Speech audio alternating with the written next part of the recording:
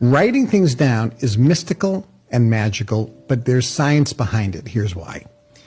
When you think a thought, it's in your field. Science knows this. It's there as a wave of energy. Okay. An electron is a wave, but when it's observed, it becomes a particle. Mm-hmm. So you think a thought, I want to make $100,000. I want to make $1 million a year. I want to make $5 million. I want to have $10 million in the bank. I want a Lamborghini. So you think a thought. It's a wave of energy.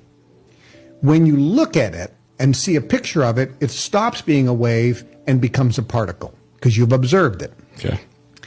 And then when you write it down on a piece of paper, ideally white paper with a pen with blue ink because there's energy in the color contrast to the brain, you transfer what's in the ether into the physical universe.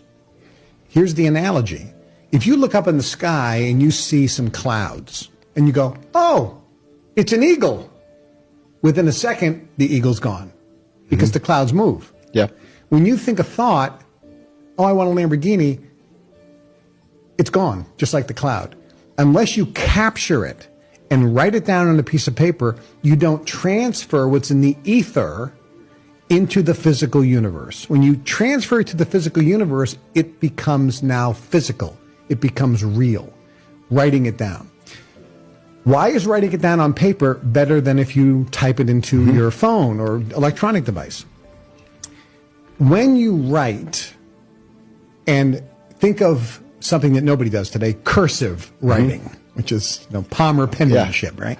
When you write cursive, there are thousands of neurotransmitters firing off in your brain. Okay. And thousands of neural pathways because of the movements of your hand. So therefore, when you write down what you want, the impression that it's making in your brain is in thousands of locations. Okay.